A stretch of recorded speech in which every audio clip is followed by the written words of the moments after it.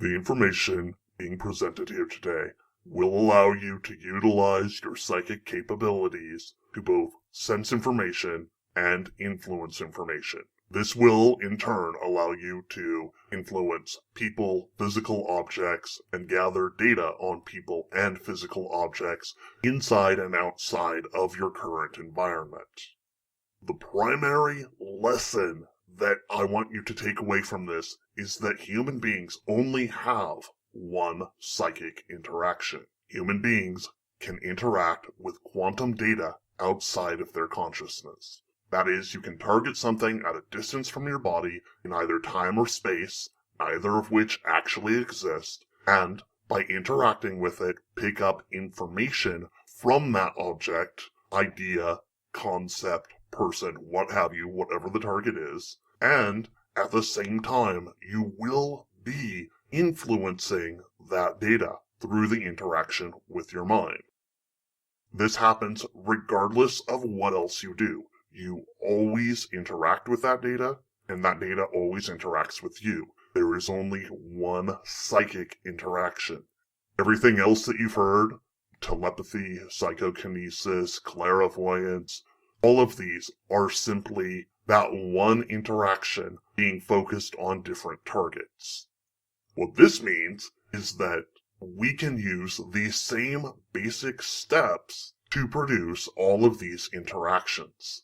Once you know this, you basically will unlock all of the potential psychic powers that you've ever heard of.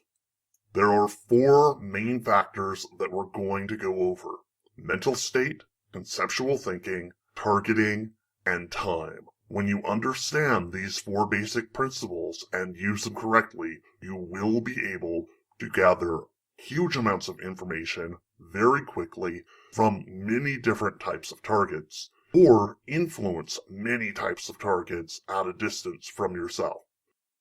At a distance merely means outside of your physical body.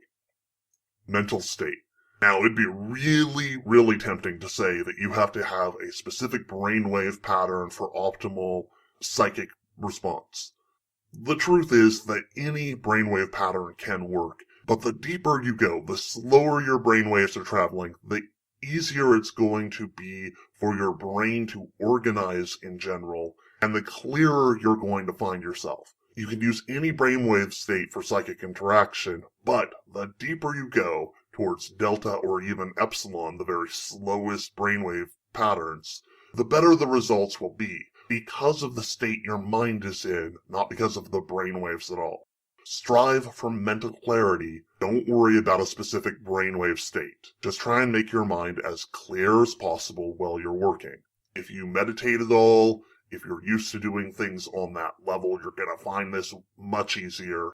I recommend that if you wish to use your psychic abilities often, that you make a daily habit of meditating. Just clearing your mind, noticing what's going on, and learning to set aside the day-to-day cares and thoughts while you're working.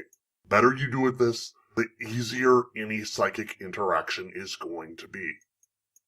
Conceptual thinking. Now, this one really gets some people at first. Most people either think in words in their head or in pictures. Subconsciously, though, we all think in concepts.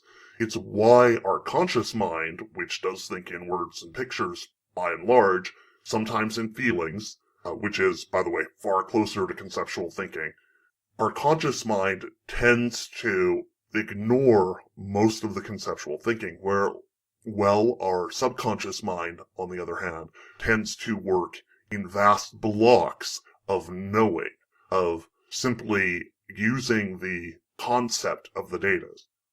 By teaching your conscious mind to think and hold that kind of concept, that knowing of what you're trying to work with, you're going to be far better off in any interaction with your subconscious mind. Now remember, psychically speaking, that's where you want to be. You want your conscious mind out of things, and you want to be thinking subconsciously, interacting with the subconscious mind on a conceptual basis without any other input from the conscious mind while you're working. This takes practice, it takes some skill, and most people, even people who become very good at it, still have a tendency to utilize foundational pictures or words. For instance, if you wanted to hold the color blue in your mind, you would first visualize blue, and then strip away the word blue from your idea of it, and then strip away the color itself, holding only the concept of what you wanted. It can take some practice, but it is very possible to do, and the better you do at it, the easier of a time you're going to have getting at psychic information and having powerful psychic responses.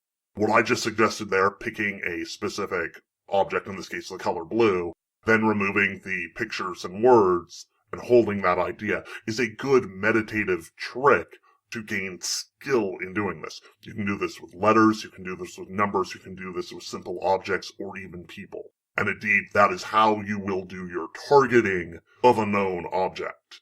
For instance, let's say you want to know what's going on in a specific location of the Grand Canyon. Visualize that location. Now remove any words you have about the picture you just developed in your head, any pictures you just developed, and hold that concept. If you do this with a clear mind, you will begin almost instantly interacting with that area. Then you will get ideas and impressions about what's going on there. Hold that for a long enough time period, and you'll have a good idea of what's happening in that area.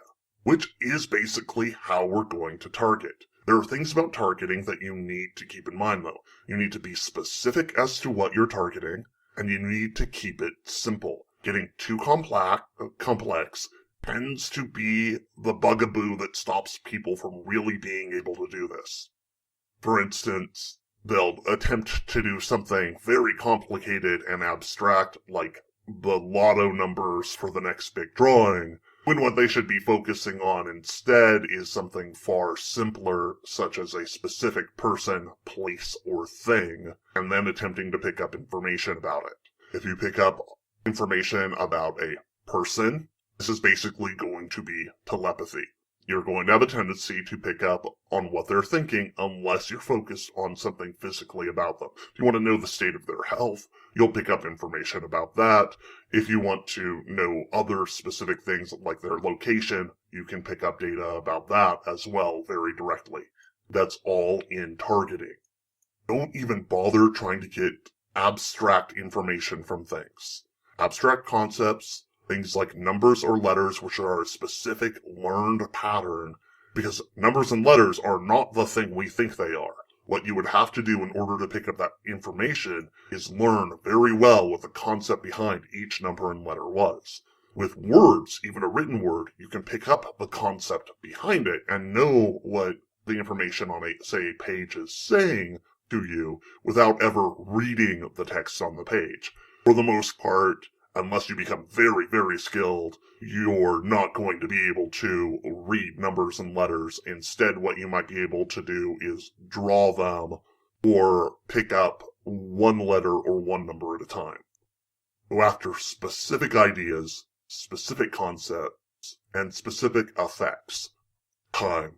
Basically, most people who try to do anything on a psychic level, whether they are influencing things outside of themselves or picking up information, attempt to do it way too fast. Be ready to spend some time on this. The longer you spend on a given subject, the better your data will be, or the more likely the psychokinetic effect that you want to happen will come to fruition. It is not at all impossible for a person trying to influence something specific to spend upwards of 6 hours doing it. Obviously, if what you want is something very simple and close at hand that you can manipulate with your hands or simply ask somebody else to do, then that would be preferable most of the time. You only bother with psychokinetic effects for things that, well, you can't do any other way. Now, here are some reminders. First of all, keep it simple. Don't try to forecast how somebody's future is going to be, because that's too big of a subject. You're going to get so much data that you might be able to pick out a few highlights, but in general you're going to get a mishmash of things that is mismatched, that won't necessarily be what happens at all in the end, because you've only picked up bright and shiny portions of things from an entire future that a person may have. When you're influencing things, focus on active and energetic systems. Animals, the weather, the sun, complicated machinery that moves. These things are all active systems. Basically, if it has movement, motion, and multiple parts, these are going to be complicated enough and energetic enough to do something with. Very low energy systems are much harder to change or influence. Now, everything holds some energy to it. Any physical object will hold some energy. But if you want to move a stone that is sitting in place, and you focus on that and focus on that, generally what's going to happen is that somebody or something will come along and physically move that stone for you, rather than the stone simply moving. Don't get confused. Your goal is, as stated right above, is to keep it simple. You want the stone moved. It does not matter how the stone moves or how the universe organizes that movement. It is no less special for, say, if you want to move a boulder, a construction crew to come along and blow that boulder up, than it is for the boulder to simply roll out of your way. Yes, one makes a much better scene in a movie, but you wanted the boulder out of your way. That's what keeping it simple means. Don't describe how you want something done. Merely focus on what you want done. Don't let it get too complex for you. I'm going to bring this to an end there. You have the basic information involved right here, right now. You can, by using these 4 factors, mental state, conceptual thinking, targeting, and time, influence and gather data about the world around you. It will take practice, but from this information, you will be able to utilize these psychic abilities to do almost anything you want with a little practice. The places people get stuck, in general, are, well, each of these things. Take a little bit of time to clear your mind before you start working. By a little bit, I mean 20 to 40 minutes. Utilize conceptual thinking. Do the best job you can at this, and don't become frustrated if it's difficult for you or you keep coming back to a word or a picture. Simply allow yourself to move back to the concept over and over again. Your subconscious mind will pick up what you want and do most of the hard work for you. Targeting. Be specific. Try and hold things to people, places, and things instead of abstract concepts. Time. Be willing to spend the time on what you're doing. Yes, sometimes you can get a flash of intuition and pick up a lot of data that way, which can be very helpful. And the more you use these things, the more often you're going to get that kind of thing going on. Don't get confused. Doing things on purpose, taking time to make them happen, putting that energy and effort in will make a huge difference. When you're trying to influence a person, a place, or a thing, and basically how do you influence a place, but that's just my misspoken word there. But when you're trying to influence something, the more time you spend focused on the concept of a specific influence at that place, on that object, to that person, the more likely it is to happen. Generally speaking, if you will spend 20 minutes focusing on something happening, even if it's fairly unlikely, if you're dealing with an energetic system, if you've picked something that can change and will change fairly easily, not necessarily in the specific way that you want, but that has the ability to change, you will have pretty good results most of the time. Also, remember, psychic functioning is pretty much a coin toss, but you're taking things from hundreds or even millions of one against the thing happening, or against you being right about a thing, to a coin toss, a 50-50 chance.